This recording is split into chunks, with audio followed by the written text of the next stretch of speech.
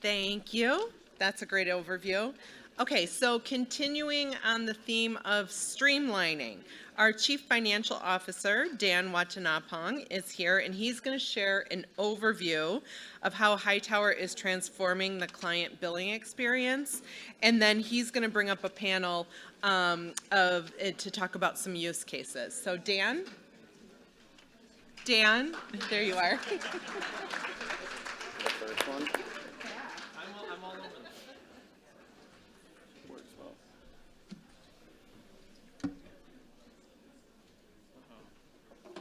Good afternoon. How's everyone doing? Yay! I got a yay. So the key on this session is we hope to share some things that are of interest to you. You'll have an opportunity at the end to ask questions. We're kind of in that post-lunch kind of state of you could just start to want to slow down. Just yell at us if it seems like it's going to happen. But 5 things we're going to cover. Here we go. Let's see what the sheet says. I want to give a little bit of a story view of why billings matters, and maybe a different twist than you'd expect a financial person to say. Second thing is just talk about how strategy is for Hightower and how that fits into the world of billings. Third item is the growth of our business over time. You actually heard a little bit of this just even the technology conversation of how much of a bigger firm we are. The fun part is going to be the panel, so we're going to introduce some folks up here.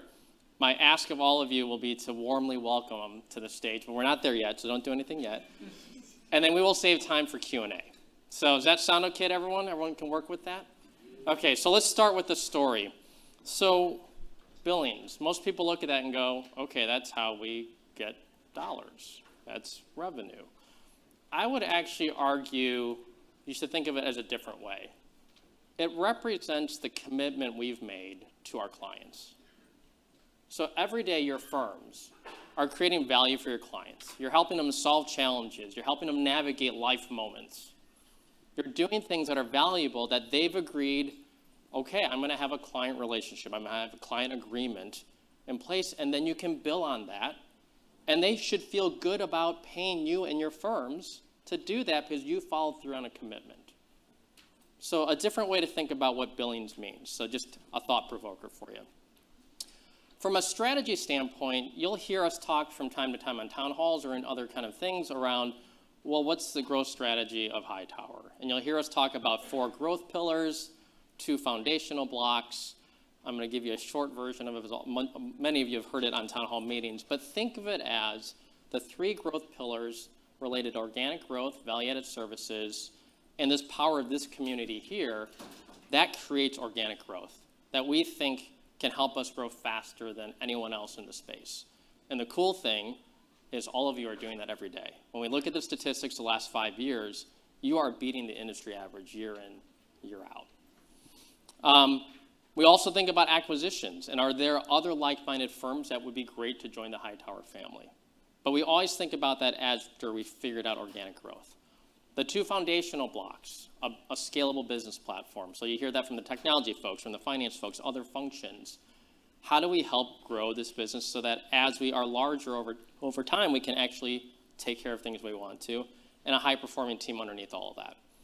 So to me, where that kind of ties into billings is we're driving this organic growth, hopefully at a faster rate than our competition, and you need to have a scalable business platform that makes it possible to bill effectively, to represent that commitment we've made to all of our clients. Okay, so I think I have some fun slides here. Let's see what I've got.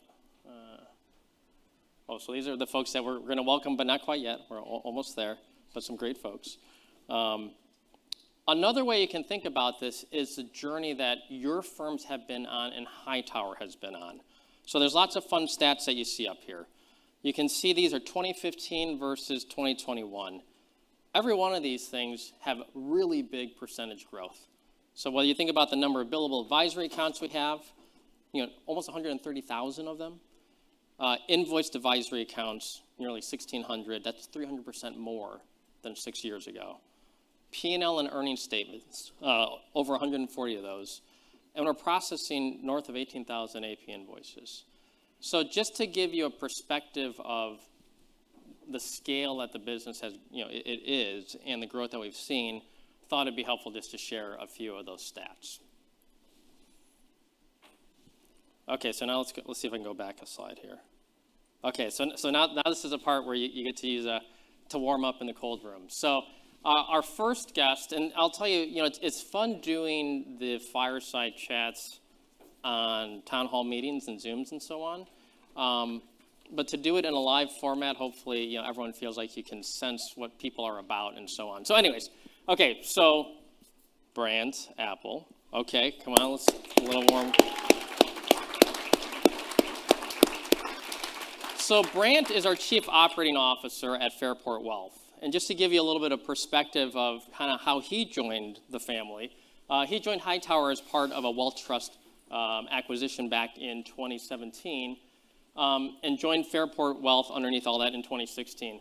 He started as a manager of operations, responsible for day-to-day activities of the firm, and now he's the Chief Operating Officer who focuses on the inorganic growth strategy, which you'll actually hear some sound bites about that in our conversation, as well as helping to integrate those firms and the general operations of the business. So thank you. It's awesome for you to be here. Here you go. Okay. I think are we putting you here? Yeah. Oh, I'm here. You're going to sit I'm there. going to sit here. Yeah. Have I ever done one of these? It's very unclear. Okay, so our next guest, Zach Pallas. Oh, apparently there's a New York contingent somewhere in here. I hear some sounds going on. So Zach is a director at HWM Advisors.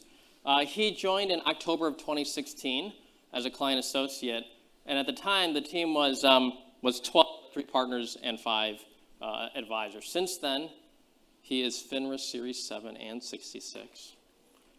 Completed the CFP course, and he handles some of the same duties, but also is responsible now for billing, financial planning, and a handful of client relationships. So welcome.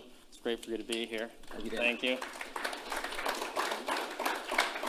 Okay, and MC Metalman, Mary Catherine Metalman, but I just go with MC. There's a lot of letters in there, and I have a long last name, so I try to shorten everything up as much as possible. So welcome.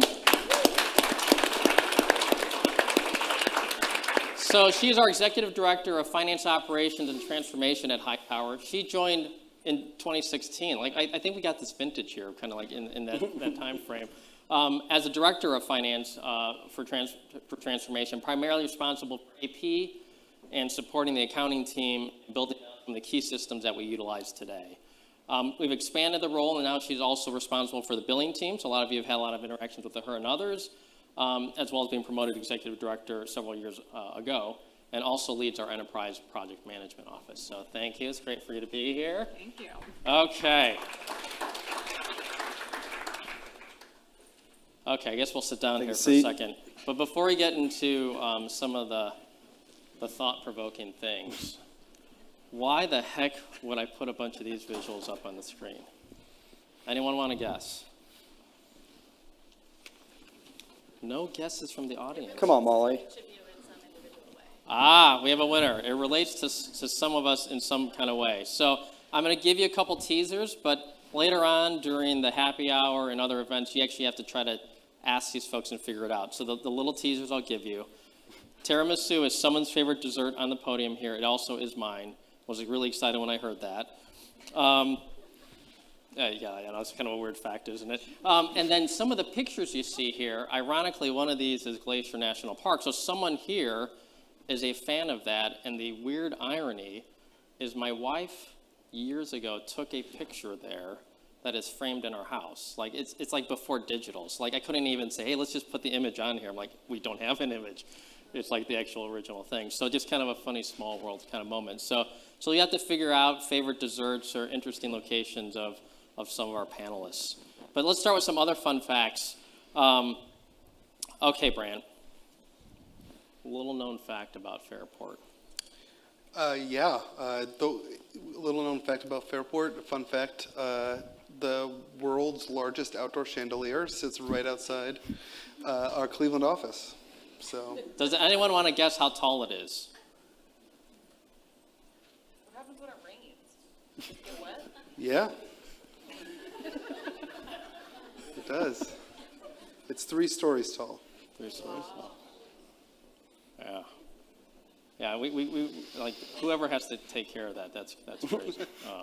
Okay, Zach, we're going to ask you a different angle. So we've heard rumors that there's a lot of golfing that goes on over in your neck of the woods. So what's the deal with that? Yeah, I think we're guilty as charged there. Matt, Aaron, and myself play a lot of golf, and Ken, over the last couple of years, our managing partners, become the fan of the odd charity golf outing, and we like to say that we have 3 single-digit handicaps and the world's only triple-digit handicap. So you can figure that one out. But Okay, so Zach, I'm gonna keep kind of chatting with you. So you've witnessed tremendous growth your firm over the last 7 years.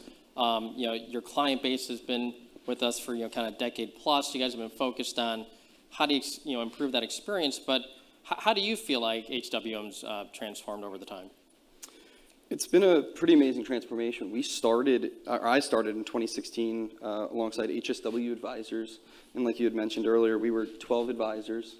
12 team members, 3 advisors, and the rest are support staff.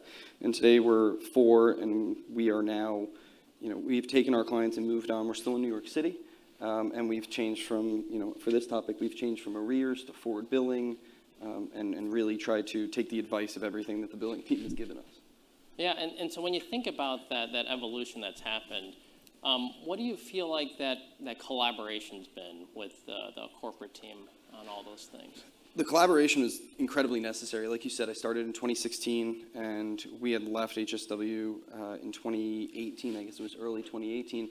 And I'd been in the business for about 18 months and had quickly become responsible for a lot of different topics, kind of very general level, but very broad. So really leaning on whether it's the billing team or the finance team to help me out and help us out as a team kind of start our new instance was needed. Yeah, and you mentioned a transition from arrears to forward. So MC, keep me honest here. Our ratio is like 60-40, but I always get thrown off which one's arrears, which one's forward. There's more forward billing teams. Yeah, so we're 60. Yeah, so 60% plus forward, 40% arrears. But when you think about that transition, what was the biggest benefit that you saw, Zach? I think from a P&L perspective, I'm also responsible for kind of planning out the next year, if we're looking to hire, everything from comp and bonuses as well as income and expenses. So being able to understand where we're going to land for this calendar year, call it in the next 4 or 5 weeks, is very helpful. Yeah. And then the same, it really helps us plan for 2023 and beyond, as well as the increased transparency and fee calculation that allows us to take a date and time and a number and make the calculation versus coming up with, the old calculation that kind of made clients' heads spin. Yeah. Clients' head spinning, not good? Not the greatest. A lot of phone calls. I was just going to ask MC, what percentage of firms are both forward and arrears? Oh. Very small. I think we have three So firms. 2 others other than us. Yeah, he might be one of them. Yeah. So we're not recommending that, and also I also don't recommend that, yeah.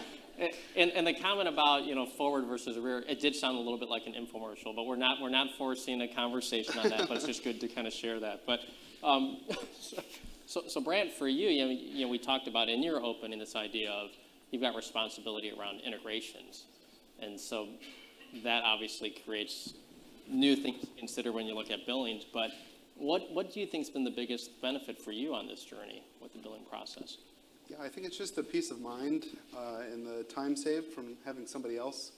Since we do bill both forward and arrears, having somebody else do those calculations for us, and then we just have to do the review, and then you submit them, and Megna and Kendra and Josiah, they go out and they get the fees and they collect them, and we don't have to worry about it. So that's really been great. Okay, so they apparently get stuff done, or they've paid them off to say something nice. So we got to find them and figure out what happened there. But so fine. So we help make that happen for you. But how about the experience of working with the team? Kind of as you reflect on it, does it feel like partnering? Is it a good experience, bad experience? What have you seen? Yeah, so I think anybody that was here when we joined Hightower will tell you we had a lot of oddities in our billing processes that didn't really exist much across the Hightower teams. And what I've always appreciated is that the team has been great business partners, very accommodating, solutions oriented. They've made a lot of exceptions like kind of off the book exceptions for us in the beginning, but then have worked to find ways to bring those kind of on platform for us over the years. The process side of me is like, oh no, exceptions. Stop talking about exceptions. Well, that was But I like the finish. The finish was, and that's then we're going to see. 2017. Yeah, we're gonna see how this It's goes all again. been moved. It's all been moved to on platform. Yes. Find solutions, standardization, and that evolution from 2017 until now has been really great. Yeah, well, that's good. That's really good to hear. Zach, what advice would you give to folks and partnering with the Hightower crew, other than offering up exceptions that eventually get brought into the streamline? I didn't think about that, but I mean, if you can make that work, I think you kind of hit the nail on the head with the word advice. Again, coming in 2018 to this new role responsibility, I went to the team and said, what do you suggest? They'd come to us and said, what do you think about forward billing? And I said, well, if we were a new team coming into Hightower, is this the standard? If so, let's do it. And constantly letting them almost help make the decision for us with their input and ours from a team level. But at the same point, they're the experts. Our business is not to calculate the fees. It's to, as he said, review and approve. Mm-hmm. So letting them do their job and not kind of getting in their way and vice versa. Yeah. So everyone's kind of wondering, is MC going to say anything? She's been sitting there. So MC, you've gotten to listen to this a little bit. Yes.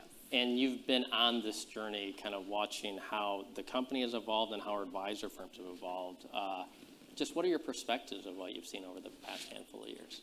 Yeah, I mean, first off, it's just been extraordinary to see that growth and to see how each advisor business has evolved over time, but also our team has evolved over time. I've been here since 2016. However, I took on the billing team 4 years ago, and it was myself, Meghna, and Kendra, and now our team has doubled since then. We have Josiah, Sandra, and Monica. They've been great additions to the team, and it's really evolved our power. And I know, Dan, you've mentioned our overall growth. Well, our revenue that we're collecting on behalf of every advisor firm has more than tripled. And so with that comes opportunities for process improvement, scalability. We started it with, for those that recognize the word Fox, and that project that happened in 2020. Wait, did anyone have good reactions or, oh my gosh, battle scar reactions? Whoa. Ooh, mood lighting. Well, welcome. Yes. I know. Oh, Hightower man. Billing After Dark. Yeah. Where are the cocktails? What's going on? Someone lean on it. Oh, Taylor? Okay. Well, I heard some comments throughout what happened to it, or maybe your advisor business was impacted by it. It did roll out in September, October timeframe of 2020. It was really multiple focus, but it was to get our financial reporting really strong and scalable, and that was the end goal and result of it. However, from a billing point of view, it also allowed us to automate our invoices. I know you saw the graph and the incremental increase in invoice generation. So there are a lot of billing components that allowed us to track our accounts receivable and so the cash intake and how many fees are uncollected. But there's more to that journey, and I know we'll be talking about it along this fireside chat. Yeah. No, we're not. The lights got dimmed down. I know, we're done. We apparently have to completely change the topics. That was a signal to us. Now, so in the spirit of changing topics, continuous improvement, right? So it's something that I think all of us, there are days where we're really good at it. There's days where it's like, I don't have time to think about continuous improvement. You hope that you find the right balance. So in the spirit of continuous improvement, Gesundheit, in the spirit of continuous improvement, I guess, Zach, what would you say are things like, you're still like, hey, this is an opportunity that we can still work on, right? We're on that journey together. I think within the current kind of CAS environment and review and approval process, for anyone who's a forward biller here, the flow and inception from the prior quarter is a little bit clunky. We talked about it earlier. If you move accounts or money from accounts A to account B, the system expects you to debit one account and credit the other, which is a net zero effect. And I take the time every quarter to go in and zero everything out versus having a client call me a week later saying, there's a $150 credit and a $150 debit. What does this mean? So the So you want us to declunkify that process? exact word I was thinking Okay, of. yes, there we go. So I know Drennan was saying you got to write that down. So everyone should write down declunkify, but that's probably not the word you expected to hear today. But anyways, what about you, Brant? What other improvement ideas do you think we have? I think increasing flexibility in payment options is maybe someplace we could see some improvement. We have a lot of second-gen clients ask about paying fees by credit card. I know that's something that's on the roadmap, and there's certain issues that need to be worked out, but I think that would be a great additional payment option. As opposed to just debiting from the account? Or Bitcoin, yeah. Yeah. That was a joke. I hope. Me too. Dogecoin. Oh, Dogecoin. There you go. No, That's no, real. no, no, no, no. Now the sound bites get dangerous. Okay, so I think I'm supposed to switch slides. Do I get to switch slides? What do you think? Yeah, go for it. Okay, so in that spirit of continuous improvement, we think about how else can we kind of bring it up a level, if you will. So we're going to put MC on the spot. So first question, do people like the rhino? Yeah? Oh, good. Okay. We don't have to get rid of that logo. We're going to keep it. Okay, we're going to keep the rhino, so I learned that today. That's good. But, MC, kind of talk through why the heck this little visual is on the screen. Absolutely. So we had to name another project. Project Fox was more Phoenix and rebirth than growth. However, we have another project well underway, Project Rhino. And this is really, truly square on, focused on billing. And it will be replacing our billing management system. So for So for those that know that product and are in it on a quarterly basis, there will be another advisor portal that will be more user-friendly, have enhanced reporting, much more dynamic, improved workflow process for fee change requests or bill to accounts, and more, as well as there's going to be more integration with our client agreement system, so CAS. I know for those that have to quickly amend a fee schedule, there's an overnight batch that has to happen and some other items along the ways. This will help with real-time processing, so we're not having to wait a day to process your request. It will really, hopefully, narrow down and make it a lot more efficient and user-friendly along the way. It will also give some flexibility with some fee schedules and really revolutionize it. It's targeted for the mid-2023 timeframe, and there's going to be a lot more capabilities along the way. This will replace BMS? It will. I feel like we just have to have like a celebratory chair right now. Yeah. Where's the champagne? Yes, No, exactly. champagne when it's live, then we can do. Yes, yes. Yeah, there is some champagne. In the Though I do want to, although credit card processing is not part of Project Rhino, it is in our multi-year roadmap. And although we might not be able to address Zach's concerns spot on, that's still going to be a strong partnership in understanding the account activity. There will be some enhancements on the flow fee billing. We'll be able to pull in asset held away flow information and data. That we are limited to today on. So some improvements might not be square on to solving all the clunkiness, but it's an evolution. So partial declunkification. Yes. Okay. So what's interesting, so as MC and I get to work together, there are times where she will walk through all of those moving parts. You just got a little sense of that, right? And I'll get to a moment of, I think I understood everything you said, but then I will look at her. I'll say, can you just tell me like the top 2 things that you're excited about it? So, no, don't look at your notes. Don't look at your notes. What are the top 2 things that you're really excited about it? So I mentioned flexibility, and that is true. I am very excited about cash available reporting. We get a lot of requests saying, hey, do I really know how much cash is in my account, especially if I have multiple fees associated with one bill to account. There will be more dynamic reporting and actually a cash available report in this new portal that you'll be able to run and easily see the aggregate fee for that period and knowing if you have sufficient funds to pull all of those fees from that one bill to account. So I think that's a huge win. We do have a lot of feedback on that, so we're trying to address it. Additionally, there will be some other, in terms of like roll-ups and bill to accounts as well, for those clients that just want to see one transaction in their accounts, but they might have multiple fees associated to that one account. You'll now have the ability to aggregate it if you wish, all of the fees associated with that account, and will debit one transaction representative of those aggregate fees. So hopefully that will benefit clients that are very specific in terms of how they want to see that come across their accounts. And then lastly, Oh, no, you only get two. oh, there's just so Only many, six. so many. Okay, do Okay. you want an honorable mention? Yeah, here, we'll give you an honorable mention. Molly says honorable mention, okay. Encore. There'll be opportunity for increased frequency of billing. So for those that bill forward, we are offering, or will be offering, a monthly forward billing cycle. But also for those that have incepted fees, I know, especially if they're earlier in the quarter, you sometimes have to wait, you do have to wait until the next quarter to bill, and it's almost 6 months, right, of fees that we're billing on. We will be, if you wish, issuing those more on a monthly basis. So for those that incepted in that given month, we can publish them, and we can then go ahead and debit the fee earlier, so they're not getting hit at the same time in the next quarter. Is that only for forward billing? Yes. Yeah. Okay, so as you describe this, you know, we've been on a journey together.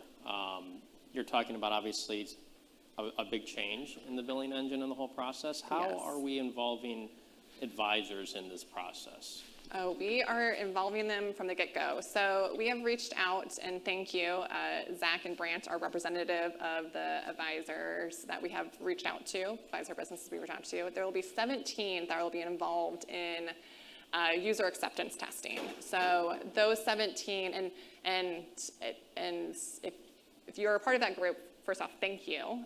And that group is really representative of all of our different methodologies. So we wanted to select advisor businesses have a large number of accounts, different methodologies, mixed methodologies, heavy invoicing, those that maybe do aggregate and collapse their fees for bill to account. So all of those are really representative of what those main changes will be. And these 17 advisor businesses have graciously accepted and will be participating in user acceptance testing. They've seen a sneak peek of some of the CAS changes, so that upstream workflow. However, testing will begin from a user advisor point of view early next year in the January timeframe. And then we will also do, with a smaller subset, a parallel test run in April. So everything you do in the Project Rhino systems, you'll do in the old, current BMS systems, really making sure that everything is ticking in time, because we realize how important it needs to be in terms of accuracy for this release, and making sure that clients are not impacted. That's our number one goal in terms of trying to release the system accurately, but provide you with these enhanced features. So lots of testing underway. Our team will begin testing in the October timeframe, so it's really going to be like 9 months of pure testing with the advisors involved. Okay, so you've heard two of the characters that are on that group are sitting right here. Zach, will you accept cryptocurrency to have people get, to offer ideas that you can speak on their behalf, or how do you want to work this here? Can it go any lower? It's maybe the time. I think we'll stick to the traditional methods for now. Okay, traditional methods for now. Okay, so if you need some extra feedback, then we've got Zach to help you. Question to both of you in the middle then. So as you have been starting to hear about Project Rhino, what's been the most exciting about it, or feature that you think will be really helpful for your particular businesses? And either of you can jump in. I think the integration with CAS, right now we work with a foundation that has 150 to 175 accounts. They're all asset held away that we are effectively consulting on, and the kind of making that a little bit easier, more streamlined, declunkify even, as well as the kind of P&L integration and working with advisor dashboards and being able to plan ahead and really run reports that are going to help us, grow. Yeah, good. Brant, anything else good out of this? Yeah, so I think there are three things you want with fees. You want them to be accurate, clearly. You want them to be transparent to the client. And I think where this is really going to help, and MC's already hit on it, is the flexibility, and I think that's becoming more important kind of as our industry evolves. Having a more flexible billing system allows us to get more creative when we're engaging with prospective clients on how we might fee them going forward. I think just as, generational differences in how clients prefer to be billed kind of, come more into fruition. You want to be able to be flexible. And Dan also mentioned, we're active in the organic space. We partner with the Hightower M&A team to do sub-acquisitions. And I mentioned that we do both forward and arrears billing. That's, born out of our success in the inorganic space. We acquired firms that were doing arrears billing. And that's additional flexibility is just a real asset, in the M&A room when you're, trying to win deals, right? You want to be able to accommodate things that these legacy firms that you're talking to have been doing.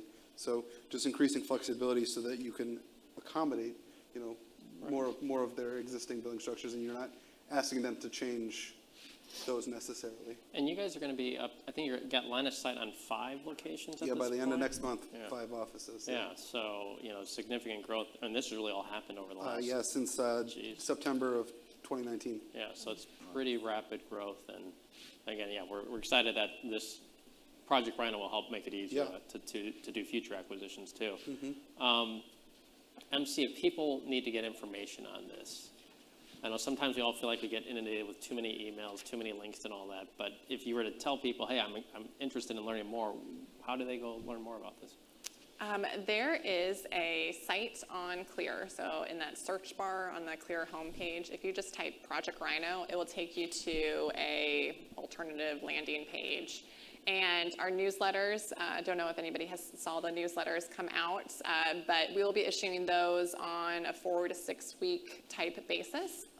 Goal is to spotlight team members so you can get more acclimated with the team that's supporting you, as well as spotlight on features so you can get a better sense. We'll provide some pictures as we get more into a test environment and system.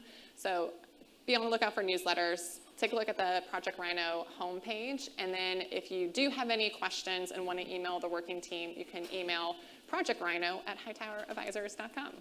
Oh, that's easy. Yeah. Okay, good. Before we go into Q&A, Project Rhino, where did that name come from, please? Well, we started with the logo. No. Oh, that's how it works, right? Exactly. No, so we wanted a project that represented growth. However, and what we do, right? It's billing, it's cash.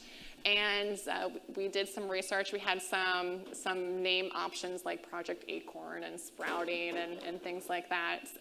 However, Project Rhino, so Rhino is a 1600 slang term in England, and it meant ready cash. So they had a slang term called ready to rhino. Okay, how many people knew that before coming in the room? Anyone? No? Fun fact of the day? Raise your hands. No. There we go. I read the newsletter. Oh, I love that. Thank you. Thank you. Thank you. Yeah, so we thought it would be appropriate. We are partnering with a very premier third-party company called Ready2. So Ready to Rhino, Ready2, and just all about cash. We thought it was very appropriate to pick Project Rhino as our name. And just a quick nugget on Ready2, they recently were acquired by Envestnet. So they are our top tier financial services industry billing engine. And we're really excited to partner with them. They've been fantastic partners thus far, and are looking forward to working with them even more so. Okay. Okay, so now you guys all have the opportunity to ask any question you're curious about. We have a few minutes to do Q&A. So what kind of questions are out there? Are we doing mic runners, or are we just gonna do mic runners? Uh-oh. Right. Okay, well, let's go here in the middle. I'm curious to know why you're doing such a high percentage of arrears billing. I was under the impression that forward billing was a lot better than arrears, and I know for a fact we were forced off arrear billing and to forward billing. So can you explain that logic? So I think the statistics are, I think it maybe 65% is forward and 35% arrear. So the predominant is forward. Yeah. We didn't realize there was a choice. Yeah. Is what he's saying. Oh. Is there a choice? almost every new team is forward. Yeah, so our normal operating, I'll call it standard, is new teams come on as forward. Unless there's some unusual circumstance with the client base or the consent process or so on. But that is the normal method. Yeah, the majority of our arrears teams are very much our original Hightower 1.0 advisor businesses that were in arrears, and then as we've evolved, it has gone into forward billing, mainly, and Zach iterated the benefits really well, but mainly because of those benefits. Yeah. Go ahead. I believe, is this going to speed up when we're able to execute the billing, or will the time frame still be similar? That is our intended goal. We do still have data dependencies to get the billable values for that quarter or that end of period in. So it won't be, October 1st billing will be released. We still want to go through our checks to make sure everything looks appropriate. I think there is a possibility to maybe take a day or so away, but as I mentioned, in terms of like inception and flow billing, at least there is an opportunity to at least increase that frequency from the get-go. Can we grab a question from the far? There are a couple from the far right. You guys were quick with your hands over there. Oh, okay. Are you making any changes to, in the rare instance, we have a planning-only client? Right now, it's a little bit cumbersome to generate invoices for them and get them to pay and check where they're at with that. So the financial planning module, professional services module, and CAS, and you typically go through Clear Revenue for those of you familiar with approving those fees and kind of the BMS sister system, so to speak. It is not in scope for project right now, but appreciate the feedback. Wait a minute, I thought you gave up I came your up with spot. another question since the microphone was here. You mentioned transparency to clients. Is there any, on the end of this, reporting being built out to help clients understand the fee that they're paying?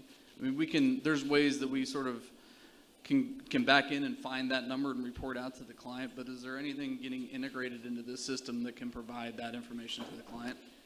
It is also not in scope for this current rollout. However, and as I underscored, Ready2 is a fantastic partner. We've relayed, at a minimum, it would be great to see for a tiered fee schedule, right? What corresponds to how we're billing, how the fee calculated is being made up. So not for this phase, but they have also taken that feedback, and potentially there could be like a hover over or some sort of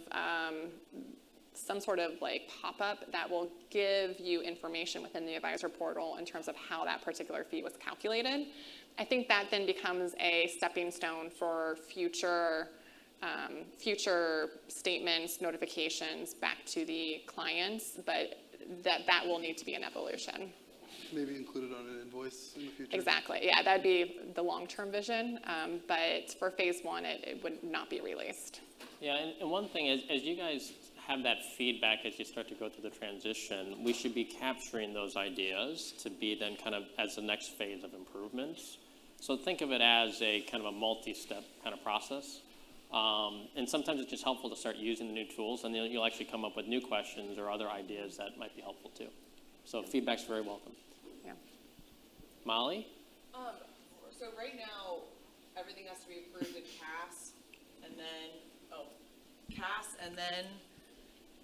and Black Diamond. It has to be a billing portfolio in Black Diamond, and then it has to be also in BMS. Will those all be streamlined? So that like you earn I know you said like it'll be in real time, but right now it's like kind of clunky to like make sure you go through every single thing and like all three different apps to make sure that.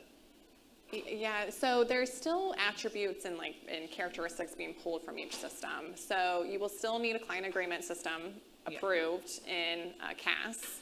It will need to be linked to a financial account in order for us to bill. So that type of parameters will not go away because of course it needs to be approved, and we need to know which account to debit from. Right. In terms of black diamonds and billable tagging, all of that still will need to happen. However, particular to billing, I know for some black diamond teams out there, the need for like ZZZ tags or even the need for rep codes that dictate the branches in BMS will no longer be needed. Now, Like, right now, there's like time, like, something will be approved in CAS for like weeks, and it's still not in the billing portfolio. Like, that won't happen? we would have to take that offline just to, I don't want to Okay. understand the particular scenario before I say something, but I'm happy to take it offline. So we can take one last question to stay. I think I had a similar question, which is I heard on the town hall that there won't be the same lockdown period. And you mentioned something today about CAS agreements and in real time. So my question pertains to, will we still have like a 2-week, you've got to get your CAS agreements in before quarterly billing? And my tag-on question is, who was the angle file that came up with the Rhino ready cash? That was just pure research. So, however, for the lockdown period, it's a great point, and also another feature is that, yes, that will be removed. However, best practice is that you should be updating your CAS agreements ahead of that billing period. So I know October billing cycle is coming up. If you update it on October 2nd, but we've already run your fees and we're reviewing, then there will still be a delay, or we would have to rerun. If you're updating it, however, on September 30th, in the new system, it would be pulling through appropriately. So once you hit that end of period, you should still have it ready to go. But yes, you would still have access to the portal for that period of time. It doesn't get shut down, and you would be able to make updates all the way through that end of period. Which, quite frankly, is just easier to remember end of quarter date rather than in between quarter, in middle quarter. Absolutely, yes. Well, thank you, Brant, Zach, and MC for joining Thank us. you. Really appreciate it. Thank you for all the questions.